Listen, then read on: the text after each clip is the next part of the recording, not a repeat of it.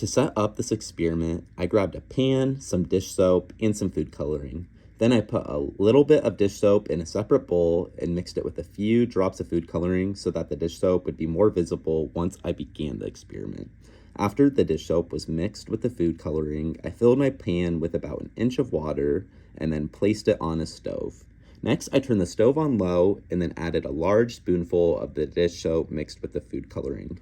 Once I added the dish soap to the pan, it began to warm at the bottom of the pan because of the stove, making the dish soap become less dense and move around as it tries to make its way to the top of the water in the pan because heat rises.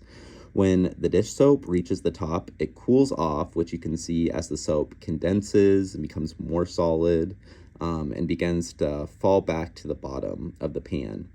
Then it will repeat the process by heating up again and eventually come back to the top.